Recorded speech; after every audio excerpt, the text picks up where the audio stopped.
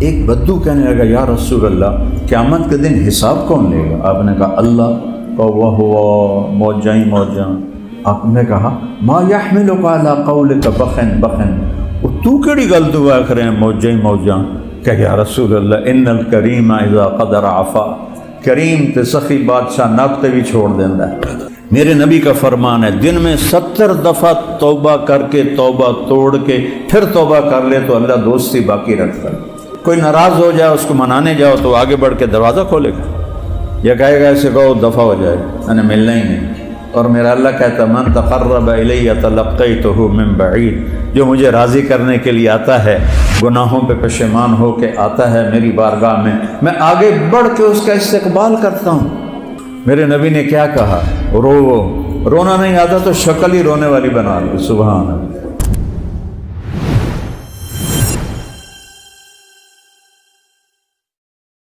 ایک بدو کہنے لگا یا رسول اللہ قیامت کے دن حساب کون لے گا؟ آپ نے کہا اللہ، واہ واہ، موجاں ہی موجاں، بخن بخن کا جو میں ترجمہ کرتا ہوں موجاں ہی موجاں یا رسول اللہ۔ آپ نے کہا ما یحملک علی قولک بخن بخن، تو کیڑی گل تو آخر ہیں موجاں ہی موجاں؟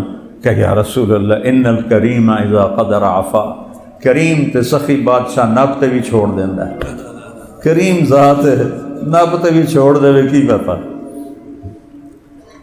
تو معاملہ اللہ سے بہت آسان ہے، پچھلے پہ توبہ کے 2 بول اور آئندہ فرائض کو پورا کریں، حرام سے بچیں۔ پھر اس میں کوئی گڑبڑ ہو جائے پھر معافی مانگ لیں، پھر معاف کر لیں۔ میرے نبی کا فرمان ہے دن میں 70 دفعہ توبہ کر کے توبہ توڑ کے پھر توبہ کر لے تو اللہ دوستی باقی رکھتا ہے۔ ہم تو اولاد کو دھکے دے کے نکال دیں گے، تم نے توبہ کو تم نے مذاق بنایا اپنے باپ کا۔ اور میرا نبی کہہ رہا اللہ کی بارگاہ میں 70 کا مطلب ہوتا ہے بے شمار، یہ 10 نہیں ہوتا، 70 کا مطلب عربی میں ہوتا ہے بے شمار۔ اللہ جب جاؤ گے اللہ کہے گا جاؤ معاف، جتنی دفعہ جاؤ گے اللہ کہے گا جاؤ معاف۔ کوئی ناراض ہو جائے اس کو منانے جاؤ تو آگے بڑھ کے دروازہ کھولے گا یا کہے گا ایسے کہو دفعہ ہو جائے، میں نے ملنا ہی نہیں۔ اور میرا اللہ کہتا ہے من تقرب الی تلقیتہ من بعید، جو مجھے راضی کرنے کے لیے آتا ہے، گناہوں پہ پشیمان ہو کے آتا ہے میری بارگاہ میں آگے بڑھ کے اس کا استقبال کرتا ہوں۔ جو ہے ہی بے نیاز، انتم الفقراء واللہ هو الغنی، وہ کہتا میں آگے بڑھ کے استقبال کرتا ہوں۔ اللہ اکبر۔ تو فرائض پورے کر کے 4 کام کر لو، صدق و حدیث، ہمیشہ سچ بولو، جھوٹ نہ بولو، حفظ و امانت، کسی کو دھوکہ نہ دو، دیانتداری سے کام کرو۔ ہمارے ہر شعبے میں خیانت گھس گئی ہے، بڑھنے گئی، گھس گئی۔ 2 نمبری خیانت، 2 نمبری خیانت، سچ بولو نمبر 1، دیانتداری نمبر 2، تیسرا اخلاق اچھے کرو، کسی کو تکلیف نہ دو، چوتھا رزق حلال کماؤ، جنت سیدھی ہے۔ اس میں ہو جائے کوئی گڑبڑ تو توبہ کر دو، پھر معاف کر دو۔ وہ نہیں سنا جس نے 99 قتل کیے، 99، سب سے بھاری سزا 2 آدمیوں کی ہے اہل ایمان میں، ایک قتل ناحق کرنے والا، ایک سود کھانے والا، دینے والا نہیں، کھانے والا، سود کھانے والا سب سے خوفناک سزا ہے، قتل ناحق سب سے خوفناک سزا ہے۔ اس 99 مار چھڑے، پھر اسے خیال ہے توبہ کرا، وہ کسی صوفی صاحب کو ٹر گئے، صوفی صاحب میں 99 بندے مار بیٹھا، میری توبہ ہے۔ اسا کہ توبہ توبہ تیری توبہ کیوں ہو سکتی؟ اسا کہ 99 بھیڑا جا لگتا 100 تا کرن چک وہ بھی لا چھڑ دی، 100 پورے کر لیے۔ پھر اس کو خیال ہے میں توبہ کروں، تو مفتی احمد علی صاحب جیسے مفتی کے پاس گیا کہ حضور میں 100 بندے مار چکا ہوں، میری توبہ ہے۔ تو توبہ کون روک سکتا ہے بے وقوف؟ ہر وقت توبہ قبول ہے، لیکن توبہ کی ایک شرط ہے کہ پکی ہو۔ تو یہ جو تیری بستی ہے نا، یہ ساری ہے مجرموں کی، تو یہاں رہے گا تو پکا نہیں رہے گا، وہ اگلی بستی نیک لوگوں کی ہے، ادھر چلا جا، تیری توبہ پکی ہوگی، تیرا گناہ بھی معاف ہو جائے گا۔ اس نے کہا میں نے اللہ معاف کر دے، میں اپنا گھر چھوڑ دینا۔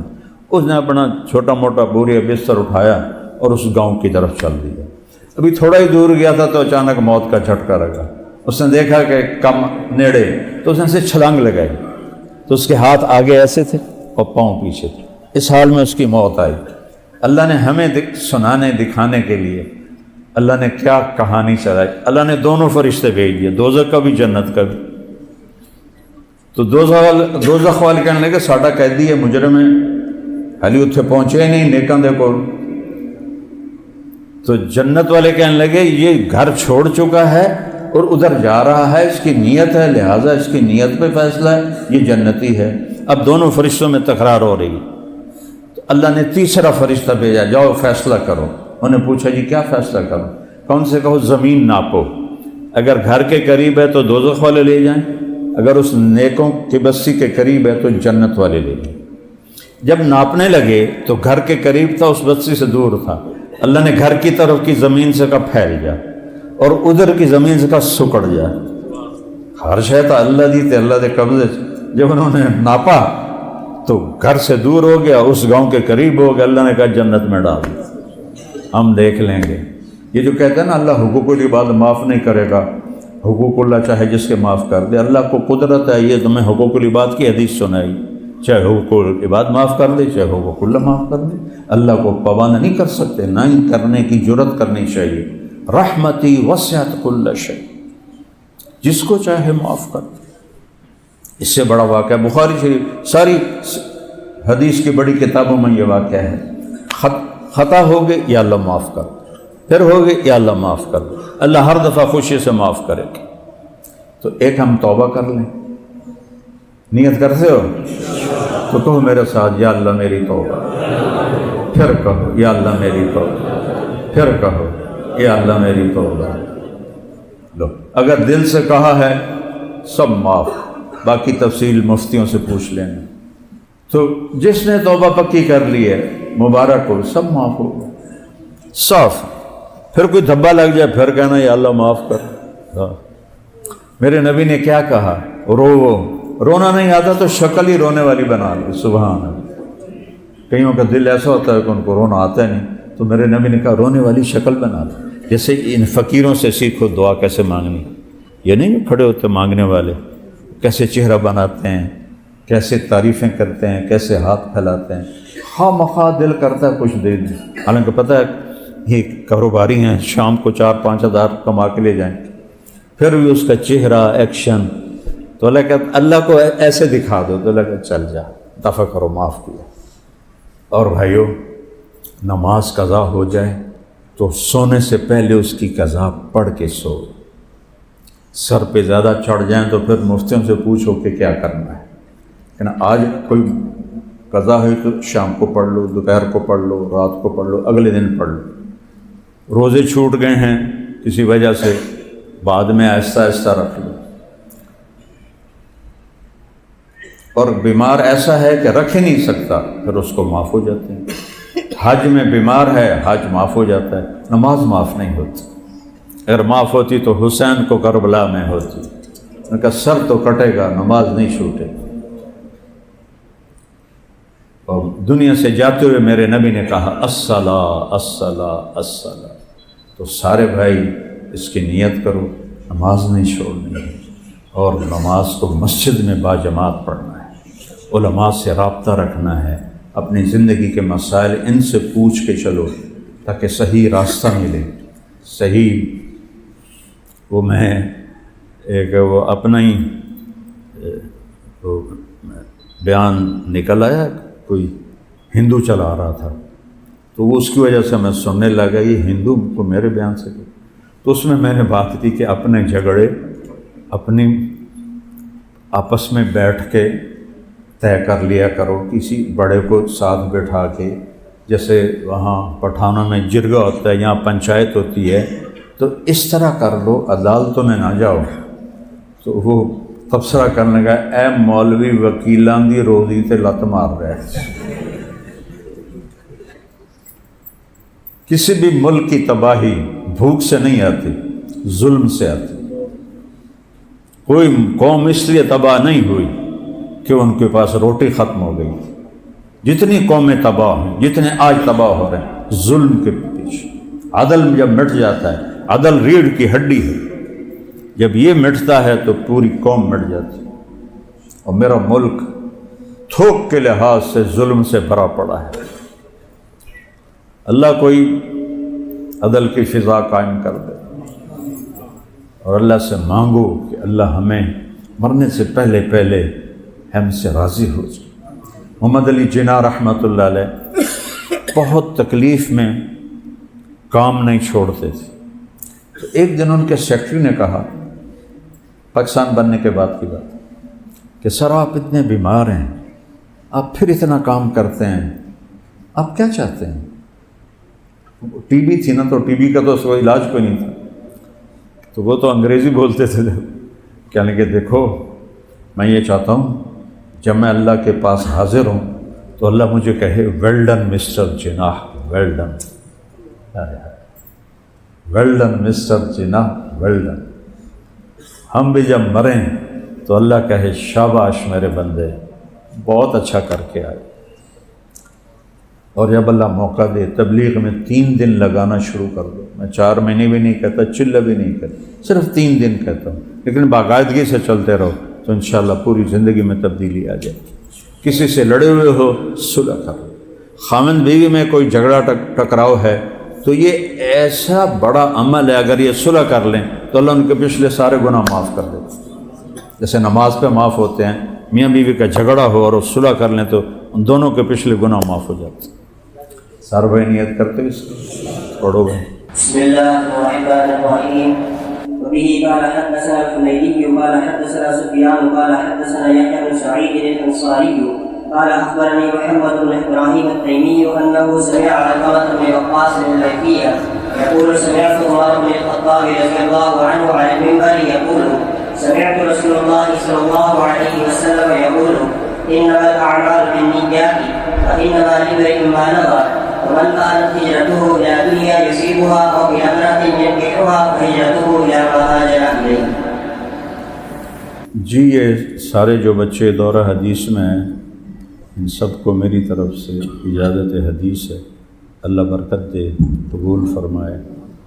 اس میں بہت بڑی بات کہی گئی ہے کہ نیت کے بغیر عمل کی کوئی قیمت نہیں، اور نیت ایسی چیز ہے، مولانا الیاس صاحب نے اس کے لیے جو لفظ منتخب کیا تصحیح نیت، 5واں نمبر تبلیغ کا، اخلاص سے نیت نہیں کہا، تصحیح نیت۔ تصحیح ہے باب تفعیل جس میں تکرار ہوتا ہے، کہ تصحیح کے لفظ میں اشارہ ہے کہ نیت بار بار خراب ہوگی اور اسے بار بار ٹھیک کرنا ہے۔ تصحیح نیت، کیا باریک بین ہستی سے ہو۔ ہم عام طور پہ اخلاص سے نیت کہتے ہیں، اخلاص تو دعویٰ ہو جاتا ہے، تصحیح میں دعویٰ نہیں ہے، تو میں اپنی نیت کو ٹھیک کرنے میں لگا ہوں۔ اور سب سے باریک عمل ہے یہ نیت کی سے، چونکہ کسی کو نہیں پتہ سوائے اللہ کی۔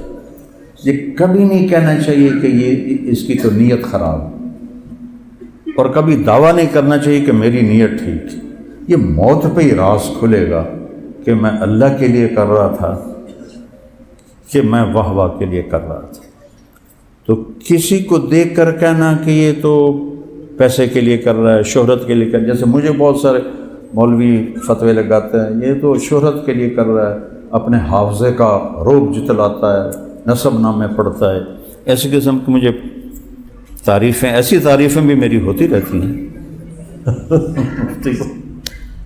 یہ امن میں چپ کر کے طرف بیٹھے ہوئے، تو لیکن یہ ہو ہی نہیں سکتا کہ رطب و یابس کٹھا نہ ہو، اچھے کہنے والے برا کہنے والے نہ ہوں۔ نبیوں کو نہیں چھوڑا لوگوں نے، ہمارے نبی کو کیا کہا؟ ساحر مجنون، اِنَّا لَتَارِكُ آلِهَتَنَا لِشَاعِرٍ مجنون۔